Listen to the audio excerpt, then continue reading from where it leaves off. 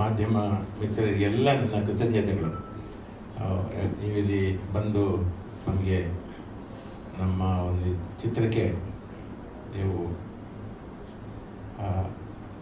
ಹಾರೈಸ್ತಿದ್ದೀರಿ. ಹಾಗೆ ನಾನು ಈ ಸಿನಿಮಾ ಬಗ್ಗೆ ಹೇಳೋದಕ್ಕಿಂತ ಮುಖ್ಯವಾಗಿ ಹೇಳಬೇಕಾದ್ದು ಇಬ್ಬರ ಬಗ್ಗೆ. ಒಬ್ಬರು ನಿರ್ಮಾಪಕರು ಮತ್ತು ನಿರ್ದೇಶಕರು. ನಿರ್ಮಾಪಕರು ನಿರ್ದೇಶಕರನ್ನು ನಂಬಿ ಇದಕ್ಕೆ ಹಣವನ್ನು ತೊಡಗಿಸಿದ್ದಾರೆ. ಸಾಮಾನ್ಯವಾಗಿ ನಾವು ನೋಡ್ತೀವಿ, ನಿರ್ದೇಶಕರನ್ನ ನಂಬಿ ಹಣ ತೊಡಗಿಸಿ ಆಮೇಲೆ ಕೈ ಕಾಲು ಸುಟ್ಕೊಂಡು ಹೋದವರು ಎಷ್ಟೋ ಮಂದಿ ಇದ್ದಾರೆ. ಆಮೇಲೆ ಎಲ್ಲ ಇಂಡಸ್ಟ್ರಿಯೇ ಬೇಡ ಅಂತ ಹೋದವರಿದ್ದಾರೆ. ಆದರೆ ಒಂದು ನಂಬಿಕೆಯಿಂದ ನಿರ್ದೇಶಕರು ನಮ್ಮ ರಾಜಾ ರವಿಕುಮಾರ್ ಅವರು ನಂಬಿ ಇವರು ದುಡ್ಡು ತೊಡಗಿಸಿದ್ದಾರೆ. ಅದಕ್ಕೆ ಸರಿಯಾದ ನಿರ್ದೇಶಕರು ಅವಧಿ ಸಿಕ್ಕಿದ್ದಾರೆ ನಿರ್ಮಾಪಕರಿಗೆ. ಯಾಕಂದರೆ ರಾಜಾ ರವಿಕುಮಾರ್ ಅವರು ಬಹಳ ಕಷ್ಟಪಟ್ಟು ಕೆಲಸ ಮಾಡುವವರು, ಪ್ರಾಮಾಣಿಕ ನಿರ್ದೇಶಕ, ಪ್ರಾಮಾಣಿಕ ವ್ಯಕ್ತಿ, ಮತ್ತು ಡೌನ್ ಟು ಅರ್ತ್ ಭಾಳ ನಮ್ರತೆ ಇರುವಂಥ ಹುಡುಗ. ಆಮೇಲೆ ಈ ಹಿಂದೆ 31 days ಅಂತ ಒಂದು ಸಿನಿಮಾ ನಿರ್ದೇಶನ ಮಾಡಿದರು. ಅಲ್ಲಿಂದ ನನಗೆ ಅವರು ಆತ್ಮೀಯರಾದರು. ಅದಕ್ಕೂ ಹಿಂದೆ ಒಂದು ಮಾಡಬೇಕಾಗಿತ್ತು, ಅದು ಮುಂದಕ್ಕೆ ಹೋಗಿದೆ. ಅದು ಈ 31 days ಆದಮೇಲೆ ಈ ಚಿತ್ರ ಅವರು ಕೈ ತಗೊಂಡ್ರು. ಇದರಲ್ಲಂತೂ ಒಂದು ಎಷ್ಟು ಅವರು ಟೈಮ್ ಕೊಟ್ಟಿದ್ದಾರೆ, ಇಷ್ಟರಲ್ಲಿ ನಾನು ಮಾಡಿಕೊಡ್ತೀನಿ, ಇಷ್ಟು ದಿನದಲ್ಲಿ ಮಾಡಿಕೊಡ್ತೀನಿ ಅಂತ ಅದಕ್ಕೆ ಕರಾರುವಕ್ಕಾಗಿ ಮಾಡಿದ್ದಾರೆ ರವಿಕುಮಾರ್. ನಾನು ಇಂಥ ನಿರ್ದೇಶಕರು ನಮ್ಮ ಚಿತ್ರರಂಗಕ್ಕೆ ಬೇಕು. ಯಾಕಂದರೆ ನಿರ್ಮಾಪಕರನ್ನು ಉಳಿಸುವ ನಿರ್ದೇಶಕರು ಬೇಕು. ಹಾಗಾಗಿ ನಾನು ಒಂದು ಕಡೆ ರಾಜಾ ರವಿಕುಮಾರ್ ಅವರಿಗೂ ಶುಭ ಹಾರೈಸ್ತೀನಿ. ಜೊತೆಗೆ ಅವರಿಗೆ ಸಂಪೂರ್ಣ ಸ್ವಾತಂತ್ರ್ಯ ಕೊಟ್ಟು ಅವರಿಗೆ ಪ್ರೋತ್ಸಾಹಿಸಿದ, ಬೆಂಬಲವಾಗಿ ನಿಂತ ನಿರ್ಮಾಪಕರು ತನುಜಾ ಮೇಡಮ್ ಅವರಿಗೂ ಮತ್ತು ಮುರಳೀಕೃಷ್ಣ ಅವರಿಗೂ ನಾನು ಶುಭ ಕೋರ್ತೀನಿ. ಈ ಚಿತ್ರದ ಮೂಲಕ ನಿಮಗೆ ಎಲ್ಲ ರೀತಿಯ ನೀವು ಹಾಕಿದ ಬಂಡವಾಳಕ್ಕಿಂತ ಜಾಸ್ತಿ ಇಮ್ಮಡಿಯಾಗಿ ಬರಲಿ ಅಂತ ಹಾರೈಸ್ತೀನಿ. ಅಷ್ಟೇ, ಧನ್ಯವಾದ. ಸ್ಟೇಜ್ ಮೇಲೆ ಕರೆದ್ಬಿಟ್ರು, ಮೈಕ್ ಕೊಟ್ಟು ಏನು ಹೇಳಬೇಕು ಅಂತ ಗೊತ್ತಾಗ್ತಿಲ್ಲ, ಏನೂ ಪ್ರಿಪೇರ್ ಆಗಿಲ್ಲ. ಸೊ ಇಲ್ಲಿ ಕೆಲವರಿಗೆ ನನ್ನ ಪರಿಚಯ ಇದೆ, ಅಣ್ಣಂದಿರಿಗೆ, ಕೆಲವು ಮೀಡಿಯಾ ಮಿತ್ರರಿಗೆ ನನ್ನ ಪರಿಚಯ ಇದೆ. ಬೇಸಿಕಲಿ ನನ್ನ ಹೆಸರು ಧನಂಜಯ್. ಸುಮಾರು ವರ್ಷಗಳಿಂದ ಚಿತ್ರರಂಗದಲ್ಲಿ ನಾಯಕ ನಟನಾಗಿ ಕೆಲಸ ಮಾಡ್ಕೊಳ್ತಾ ಬರ್ತಾ ಇದ್ದೀನಿ. ಒಂದು 8 ಸಿನಿಮಾದಲ್ಲಿ ಹೀರೋ ಮಾಡಿದ್ದೀನಿ. ಸೊ ಈ ಚಿತ್ರದಲ್ಲಿ ನಾನು ಆ್ಯಕ್ಟ್ ಮಾಡಿಲ್ಲ, ಆಡಿಯನಾಗಿ ಬಂದೆ. ಆದರೂ ಇದೊಂಥರ ನನ್ನ ಕುಟುಂಬ ಇದ್ದಂಗೆ. ಬಿಕಾಸ್ ನನ್ನ ತಂಗಿ ಈ ಸಿನಿಮಾ ಹೀರೋಯಿನ್ನು, ನಾನು, ನಮ್ಮಮ್ಮ, ನನ್ನ ತಂಗಿ 3 ಜನ ಕಲಾವಿದರು. ಸೊ ಜೀ ಕನ್ನಡದಲ್ಲಿ ಚಿತ್ರರಂಗದಲ್ಲಿ ಸುಮಾರು ಪ್ರಯತ್ನಗಳಾಗ್ತಾ ಇತ್ತು, ಸಿನಿಮಾಗಳಾಗ್ತಾ ಇತ್ತು. ಜೀ ಕನ್ನಡದಲ್ಲಿ ಒಂದು ಅವಕಾಶ ಬಂತು ನನಗೆ, ಸಿದ್ದೇಗೌಡ ಅನ್ನೋ ಕ್ಯಾರೆಕ್ಟರ್ ತುಂಬ ಫೇಮಸ್ ಆಯಿತು. ಲಕ್ಷ್ಮೀ ನಿವಾಸ ಅನ್ನೋ ಧಾರಾವಾಹಿ ತುಂಬ ದೊಡ್ಡ ಹಿಟ್ ಆಯಿತು.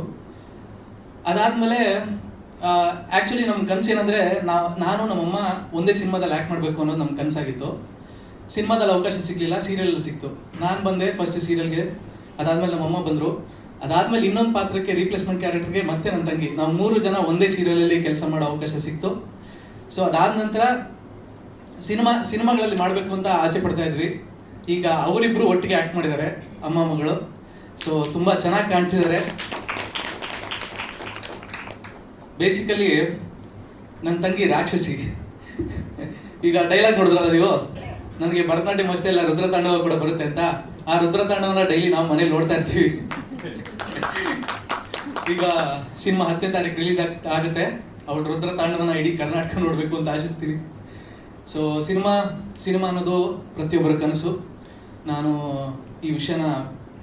ಈ ಕನಸು ಅನ್ನೋ ಪದನ ನಾನು ಪ್ರತಿ ಸಲನೂ ಬಳಸ್ತೀನಿ. ಬಿಕಾಸ್ ಅದೊಂದೇ ನಮ್ಮನ್ನು ಮುನ್ನಡೆಯೋಕ್ಕೆ ಒಂದು ಪ್ರತಿ ಸಲ ಒಂದು ಪುಷ್ ಮಾಡ್ತಾ ಇರುತ್ತೆ.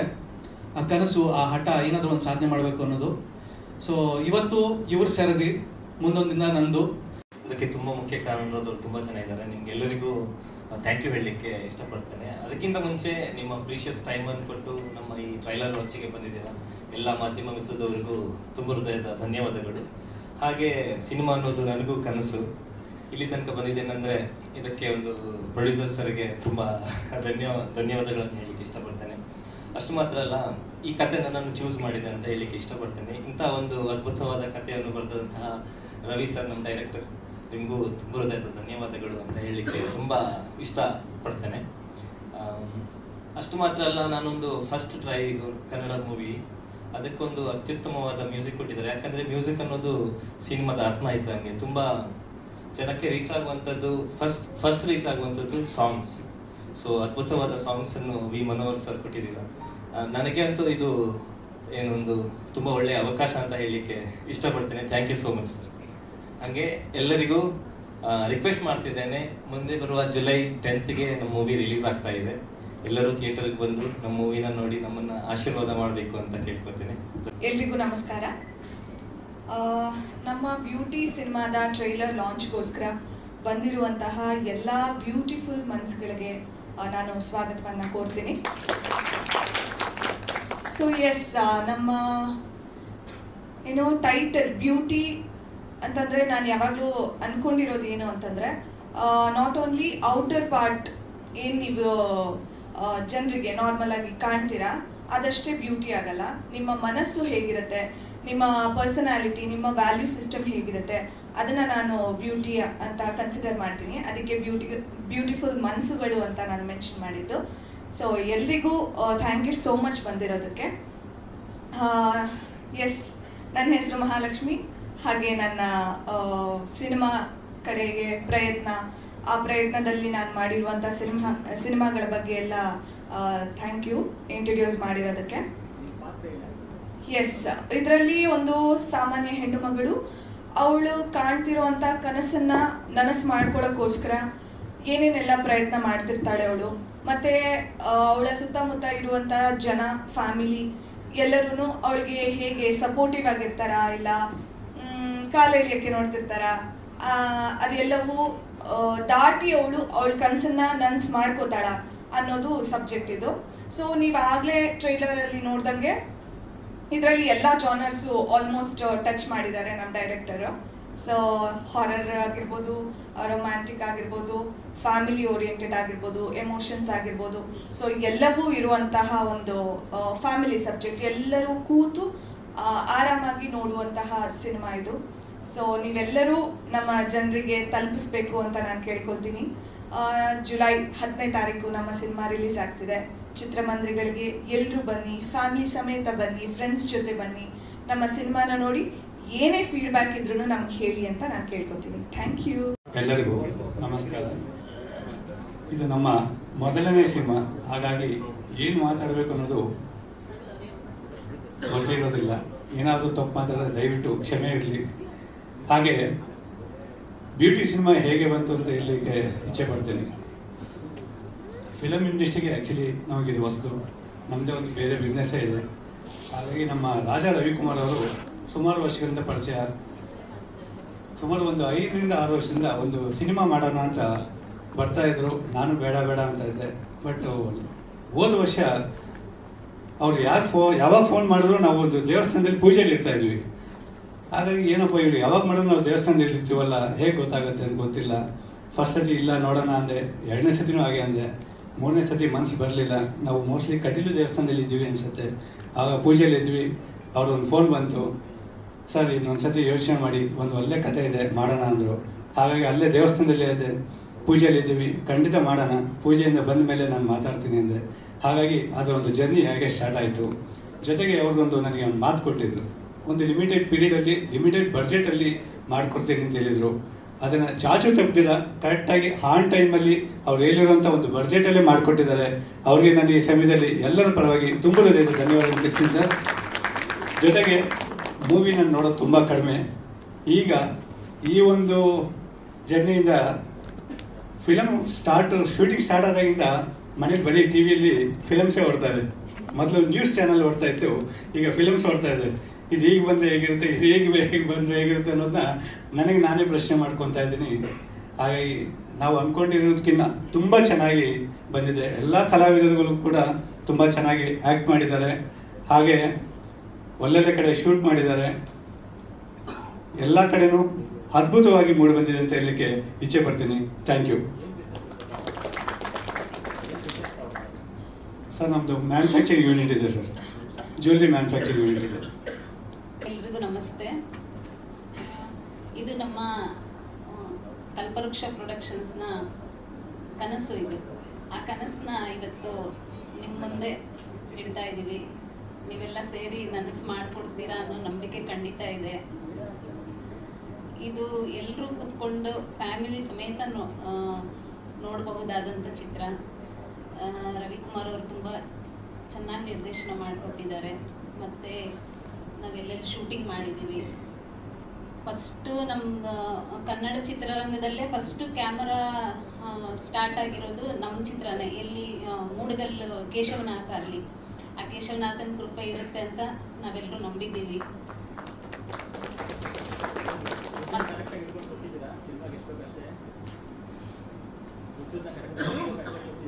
ಖಂಡಿತ ಕೊಟ್ಟಿದ್ದೀವಿ, ಜಾಸ್ತಿ ಎಲ್ಲ ಕೊಟ್ಟಿಲ್ಲ. ಅವರು ನಾವು ಏನು ಅಂದ್ಕೊಂಡಿದ್ದೀವೋ ಆ ಬಡ್ಜೆಟಲ್ಲೇ ಮಾಡಿಕೊಟ್ಟಿದ್ದಾರೆ ಸರ್.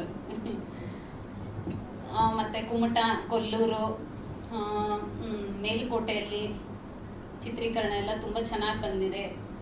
ಈ ಕನಸನ್ನ ನಿಮ್ಮ ಮುಂದೆ ಇಡ್ತಾ ಇದ್ದೀವಿ. ನನಸು ಮಾಡಿಕೊಡ್ತೀರಾ ಅನ್ನೋ ಭರವಸೆಯಿಂದ. ಫಸ್ಟ್ ನಾನು 31 ಡೇಸ್ ಅನ್ನೋ ಸಿನಿಮಾ ಡೈರೆಕ್ಷನ್ ಮಾಡಿದ್ದೆ. ಇದು ನನ್ನ ಬ್ಯೂಟಿ 2ನೇ ಸಿನಿಮಾ. ಎಲ್ಲಕ್ಕಿಂತ ಮುಖ್ಯವಾಗಿ ಫಸ್ಟು ಇವತ್ತು ಪತ್ರಕರ್ತರ ದಿನ. ಸೊ ಇಲ್ಲಿ ಸೇರಿರುವಂಥ ಎಲ್ಲ ಪತ್ರಕರ್ತರಿಗೂ ನಾನು ತುಂಬ ಹೃದಯದ ವಂದನೆಗಳು ಹೇಳಕ್ಕೆ ಇಷ್ಟಪಡ್ತೀನಿ. ವಿಶ್ವ ಹ್ಯಾಪಿ ಪತ್ರಕರ್ತರ ದಿನ. ಅದೇ ಉದ್ದೇಶದಿಂದ ನಮ್ಮ ಬಾಸ ಸರ್ನ ಕರೆದು ಪತ್ರಕರ್ತರ ಪರವಾಗಿ ನಾನು ಒಂದು ಇವತ್ತು ಇದು ಮಾಡಿಕೊಡಿ ಸರ್, ನಮ್ಮ ಟ್ರೈಲರ್ ಲಾಂಚ್ ಮಾಡಿಕೊಡಿ. ಯಾಕೆಂದರೆ ಹೇಳಬೇಕು ಅಂದರೆ ಪತ್ರಕರ್ತರೆ ನಮಗೆ ಮೇಯ್ನು. ಇದು ನಮ್ಮ ಸಿನಿಮಾನ ಜನಕ್ಕೆ ತಲುಪಿಸೋಕೆ ಮೊದಲನೇ ನಮ್ಮ ಒಂದು ಪಿಲ್ಲರ್ ಅಂದರೆ ಅವ್ರನ್ನೇ ಅಂತ ಹೇಳ್ಬೋದು. ನಾನು ಫಸ್ಟ್ 31 ಡೇಸ್ ಮಾಡಬೇಕಾದ್ರೆ ಫಸ್ಟ್ ಪ್ರೆಸ್ ಮೀಟು. ಆ ಪ್ರೆಸ್ ಮೀಟಲ್ಲೂ ಒಂದು ಹೇಳಿದೆ, ನನಗೆ ಪತ್ರಕರ್ತರು ಪ್ರೆಸ್ ಮೀಟ್ ಅನ್ನೋದು ನನಗೆ ಒಂದು ತಿರುಪತಿ ದರ್ಶನ ಅಂತ. ಆ ಟೈಮಲ್ಲಿ ಹೇಳಿದಾಗ ನಿಮ್ಮಲ್ಲಿ ಒಬ್ಬರು ಹೇಳಿದರು ತಿರುಪತಿ ಲಡ್ಡು ಬೇಗ ಸಿಗಲಿ ಅಂತ. ನೋಡಿ, ಆ ತಿರುಪತಿ ಲಡ್ಡು ಇವಾಗ ಬೇಗ ಸಿಕ್ಕಿದೆ. ನಾನು 2ನೇ ಸಿನಿಮಾ ಡೈರೆಕ್ಷನ್ ಮಾಡಿದ್ದೀನಿ. ಅದಕ್ಕೆ ಹೇಳೋದು, ಎಲ್ಲರೂ ಒಳ್ಳೆ ಮನಸ್ಸಿಂದ ಆಶೀರ್ವಾದ ಮಾಡಿದಾಗ ಅದಕ್ಕೆ ಬೇಗ ಈಡೇರುತ್ತೆ ಅಂತ. ಸೊ ನಿಮ್ಮೆಲ್ಲರಿಗೂ ನಾನು ಮೊದಲನೇದಾಗಿ ತುಂಬ ಹೃದಯದ ಧನ್ಯವಾದಗಳು ಹೇಳಕ್ಕೆ ಇಷ್ಟಪಡ್ತೀನಿ. ಈಗ ಸರ್ ನಮ್ಮದು ಹೇಳ್ಬೇಕು ಅಂದರೆ ಬ್ಯೂಟಿ. ಈ ಬ್ಯೂಟಿ ಅನ್ನೋ ಸಿನಿಮಾ ಫಸ್ಟು ನಾನು 31 ಡೇಸ್ ಮುಗಿದ ತಕ್ಷಣ ಮುರಳಿ ಸರ್ನ ಕಾಂಟ್ಯಾಕ್ಟ್ ಮಾಡಿದೆ. ಬ್ಯೂಟಿ ಅಂತ ಸ್ಟಾರ್ಟ್ ಒಂದು ಕಾನ್ಸೆಪ್ಟ್ ಇಟ್ಕೊಂಡಿದ್ದೀನಿ ಸರ್, ಮಾಡೋಣ ಅಂತ ಹೇಳಿದಾಗ ಸರಿ ಆಯಿತು, ಒಂದ್ಸಲ ಬನ್ನಿ ಮನೆಗೆ ಮಾತಾಡೋಣ ಅಂತ ಹೇಳಿದ್ರು. ಸೊ ಅವರು ತನುಜಾ ಮೇಡಮು ಅವ್ರ ಹತ್ರ ಹೋಗಿ ಎಲ್ಲ ಕುಂತ್ಕೊಂಡು ಎಲ್ಲ ಅವ್ರ ಮಕ್ಕಳು ಅವರು ಎಲ್ಲ ಸ್ಟೋರಿ ಕೇಳಿದ್ರು. ಸ್ಟೋರಿ ಕೇಳಿದ್ಮೇಲೆ ಒಂದು ಹೆಣ್ಣಿನ ಮೇಲೆ ಮಾಡಿರೋಂಥ ಕಾನ್ಸೆಪ್ಟ್ ಇದು. ಒಂದು ನಮ್ಮ ಟ್ಯಾಗ್ಲೈನ್ ಕೂಡ ಹೆಣ್ಣನ್ನು ಗೌರವಿಸಿ ಹೆಣ್ಣನ್ನು ರಕ್ಷಿಸಿ. ಸೊ ಇದು ತುಂಬ ಮನಸ್ಸಿಗೆ ಟಚ್ ಮಾಡೋವಂಥ ಸಬ್ಜೆಕ್ಟು. ಸೊ ಮಾಡೋಣ ಆಯಿತು, ಎಷ್ಟು ಬಂಡವಾಳ ಎಲ್ಲ ಕೇಳಿದ್ರು. ನಾನು ಅದು ತಕ್ಕಂತೆ ಒಂದು ಬಜೆಟ್ ಹಾಕೊಟ್ಟೆ. ಆ ಬಜೆಟಲ್ಲಿ ಯಾವುದೇ ಕುಂದುಕೊರತೆ ಇಲ್ದಂಗೆ ಪ್ರತಿಯೊಂದು ಟೈಮಲ್ಲೂ ಆ ಟೈಮಿಗೆ ಇನ್ ಟೈಮ್ ಕರೆಕ್ಟಾಗಿ ಒದಗಿಸ್ಕೊಟ್ರು. ಅವ್ರಿಗೆ ನಾನು ಫಸ್ಟು ತುಂಬ ಧನ್ಯವಾದಗಳು ಹೇಳ್ತೀನಿ. ನೆಕ್ಸ್ಟು ಈಗ ಇದಕ್ಕೆ ಮ್ಯೂಸಿಕ್ ಬೇಕು ಅಂತ ಹೋದಾಗ ನಾನು ಯಾರು ಕೊಡೋಣ ಅಂದ್ಕೊಂಡಿದ್ದೆ. ನಾನು ಲಾಸ್ಟ್ 31 ಡೇಸು ವಿ ಮನೋಹರ್ ಸರು ಒಳ್ಳೆ ಸಂಗೀತ ಮಾಡಿಕೊಟ್ಟಿದ್ರು. ನಾನು ನನ್ನತ್ರ ಬಾಂಡಿಂಗ್ ಚೆನ್ನಾಗಿದ್ದಾಗ ಅದು ಒಳ್ಳೆ ಒಂದು ಕಂಟೆಂಟ್ ಚೆನ್ನಾಗಿ ಬರುತ್ತೆ ಅನ್ನೋ ಉದ್ದೇಶ ನಂದು. ಸೊ ಹಂಗಾಗಿ ನಾನು ಮನೋಹರ್ ಸರ್ ಹತ್ರ ಹೋದೆ. ಎಲ್ಲ ಡಿಸ್ಕಸ್ ಮಾಡಿ 5 ಸಾಂಗ್ ಇತ್ತು. 5 ಸಾಂಗ್ನು ಒಂದು ಅದ್ಭುತವಾಗಿ ಮಾಡಿಕೊಟ್ರು. ಸೊ ಅವ್ರಿಗೂ ನಾನು ತುಂಬ ಧನ್ಯವಾದಗಳು ಹೇಳೋಕ್ಕೆ ಇಷ್ಟಪಡ್ತೀನಿ. ಇದು ಆದಮೇಲೆ ಲೊಕೇಶನ್ಸು ಇದೆಲ್ಲ ಹೋಗಿ ನಾವು ಎಲ್ಲಿ ಮಾಡೋಣ ಅಂತ ನಾನು ಒಂದು ಇನ್ಸ್ಟಾಗ್ರಾಮಲ್ಲಿ ಸರ್ಚ್ ಮಾಡಿದಾಗ ನನಗೆ ಅದು ಒಂದು ಫಾಲ್ಸ್ ಬ್ಯಾಕ್ ಡ್ರಾಪಲ್ಲಿರೋಂಥ ಒಂದು ಹಳ್ಳಿ, ಅಲ್ಲಿ ಒಂದು ಲೊಕೇಶನ್ ನೋಡಿದೆ. ತುಂಬ ಚೆನ್ನಾಗಿದೆ. ನಾನೇನಂದ್ರೆ ಒಂದು ಸಿನಿಮಾ ಅನ್ನೋದು ಒಂದು ಕಲೆ, ಅದನ್ನು ಅದ್ಭುತವಾಗಿ ಮೂಡಿಸ್ಬೇಕು ತೆರೆ ಮೇಲೆ, ಅವಾಗ ಮಾತ್ರ ಪ್ರೇಕ್ಷಕರಿಗೆ ಇಷ್ಟ ಆಗುತ್ತೆ. ಸೊ ಆ ಕಾರಣಕ್ಕೋಸ್ಕರ ನಾವು ಮೂಡಗಲ್ಲು, ಅದು ಕೇಶವನಾಥ ಟೆಂಪಲ್ ಆಗ್ಬೋದು, ಇದ್ರ ಹತ್ರ ಫಾಲ್ಸ್ ಆಗ್ಬೋದು, ಇದು ಕೊಲ್ಲೂರಿಂದ 25 ಕಿಲೋಮೀಟರ್ ಒಳಗಡೆ ಹೋಗ್ಬೇಕು. ಸೊ ಅಲ್ಲಿಗೆ ನಾವು ಟ್ರಾವೆಲ್ ಮಾಡಿ ತುಂಬ ಕಷ್ಟಪಟ್ಟು ಅದೆಲ್ಲ ಶೂಟ್ ಮಾಡ್ಕೊಂಡು ಬಂದು, ಅದಲ್ಲದೆ ಮೇಲ್ಕೋಟೆ ಮತ್ತು ಕುಮಟ ಇಲ್ಲೆಲ್ಲ ಶೂಟ್ ಮಾಡಿದ್ದೀವಿ. ಬೆಂಗಳೂರು ಸುತ್ತಮುತ್ತ ಶೂಟ್ ಮಾಡಿದ್ದೀವಿ. ಒಂದು ಒಳ್ಳೆಯ ಕಥೆನ ಜನಕ್ಕೆ ಹೇಳಕ್ಕೆ ಹೊರಟಿದ್ದೀನಿ. ಏನು ಅಂದರೆ ಈಗ ಪ್ರತಿಯೊಬ್ಬರು ಒಂದು ಗಂಡಸಿನ ಜೀವನಕ್ಕೆ ಒಂದು ತಾಯಿ ಆಗ್ಬೋದು, ತಂಗಿ ಆಗ್ಬೋದು, ಹೆಂಡತಿ ಆಗ್ಬೋದು, ಮತ್ತು ಮಗಳಾಗ್ಬೋದು, ಇವೆಲ್ಲ ಸ್ಟೇಜ್ಗಳಲ್ಲೂ ಮುಖ್ಯವಾಗಿ ಬೇಕಾಗಿರುವಂಥದ್ದು ಒಂದು ಹೆಣ್ಣು. ಆ ಹೆಣ್ಣನ್ನು ರಕ್ಷಿಸಿ ಗೌರವಿಸಬೇಕು. ಪ್ರತಿಯೊಬ್ಬರಿಗೂ ಆ ಹೆಣ್ಣು ಮುಖ್ಯವಾಗಿರೋದ್ರಿಂದ ಆ ಹೆಣ್ಣನ್ನು ಗೌರವಿಸಿ ರಕ್ಷಿಸಿದಾಗ ಆ ಸುತ್ತಮುತ್ತಲ ಸಮಾಜ ಕೂಡ ಚೆನ್ನಾಗಿರುತ್ತೆ. ಇನ್ ಕೇಸ್ ಆ ಥರ ಏನಾದರೂ ನಾವು ಮಾಡಲಿಲ್ಲ ಅಂತಂದರೆ ಫುಲ್ಲು ಏನಾಗ್ಬೋದು ಅನ್ನೋದನ್ನ ಈ ಕಥೆ ಮೂಲಕ ಹೇಳಕ್ಕೆ ಹೊರಟಿದ್ದೀನಿ. ದಯವಿಟ್ಟು ಕನ್ನಡ ಸಿನಿಮಾಗಳನ್ನ ಕನ್ನಡ ಇಂಡಸ್ಟ್ರಿಲಿ, ಯಾಕೆಂದರೆ ಕನ್ನಡ ಇಂಡಸ್ಟ್ರಿ ಈಗ ಹೇಳಬೇಕು ಅಂತಂದರೆ ಒಂದು ಉತ್ತಮ ಮಟ್ಟಕ್ಕೆ ಹೋಗ್ತಾ ಇದೆ. ಈಗ KGF ಆಗ್ಬೋದು, ಕಾಂತಾರ ಆಗ್ಬೋದು, ಸೂಪರ್ ಸ್ಟೋ ಆಗ್ಬೋದು, ಇವೆಲ್ಲ ಬಂದಮೇಲೆ ಒಂದು ಒಳ್ಳೆ ಸ್ಟೇಜಲ್ಲಿ ಹೋಗ್ತಾ ಇದೆ. ನಾವು ಇದನ್ನ ಇನ್ನೂ ಜಾಸ್ತಿ ಮಟ್ಟಕ್ಕೆ ಬೆಳೆಸ್ಕೊಂಡು ಹೋಗ್ಬೇಕು. ಈಗ ಹೇಳ್ಬೇಕು ಅಂದ್ರೆ ಕರ್ನಾಟಕದಲ್ಲಿ ಬೆಂಗಳೂರಲ್ಲಿ ಫಸ್ಟ್ ಡೇ ನಾವು ನೋಡ್ತೀವಿ ಅಂತಂದ್ರೆ ಹಿಂದಿ, ತೆಲುಗು ಸಿನಿಮಾಗಳಿಗೆ ಜಾಸ್ತಿ ಸ್ಕ್ರೀನ್ ಸಿಗ್ತಾ ಇದೆ. ಬಟ್ ಕನ್ನಡ ಸಿನಿಮಾಗಳಿಗೆ ಕಡಿಮೆ ಕೊಡ್ತಾ ಇದ್ದಾರೆ. ಯಾಕೆ? ಕಾರಣ ಇಷ್ಟೇ, ಬೆಂಗಳೂರಲ್ಲಿ ಎಲ್ಲಾ ರಾಜ್ಯದವರು ಜಾಸ್ತಿ ಇದ್ದಾರೆ, ಅವರು ಜಾಸ್ತಿ ಹೋಗಿ ಫಸ್ಟ್ ನೋಡ್ಬಿಡ್ತಾರೆ, ಆದ್ರಿಂದ ಕನ್ನಡದವ್ರು ಜಾಸ್ತಿ ನೋಡಲ್ಲ ಅನ್ನೋ ಉದ್ದೇಶ ಇದೆ. ಇದನ್ನ ಕರ್ನಾಟಕದವರು, ಕನ್ನಡ ಜನ ತುಂಬಾ ಹೃದಯವಂತರು, ಇದನ್ನ ತಪ್ಪು ಅದು ಇಲ್ಲ, ಕನ್ನಡದಲ್ಲಿ ಕನ್ನಡ ಸಿನಿಮಾಗಳನ್ನೇ ಜಾಸ್ತಿ ನೋಡೋದು ಅನ್ನೋದನ್ನ ಫಸ್ಟ್ ಪ್ರೂವ್ ಮಾಡಬೇಕು. ದಯವಿಟ್ಟು ಕನ್ನಡ ಸಿನಿಮಾಗಳನ್ನ ಗೆಲ್ಲಿಸಿ, ಯಾಕೆಂದ್ರೆ ಇದರಲ್ಲಿ ಸಾವಿರಾರು ಜನ ನಂಬ್ಕೊಂಡಿದ್ದಾರೆ ಆ ಕನ್ನಡ ಇಂಡಸ್ಟ್ರಿನ ಉಳಿಸಿ ಅನ್ನೋದೇ ನಮ್ಮ ಉದ್ದೇಶ.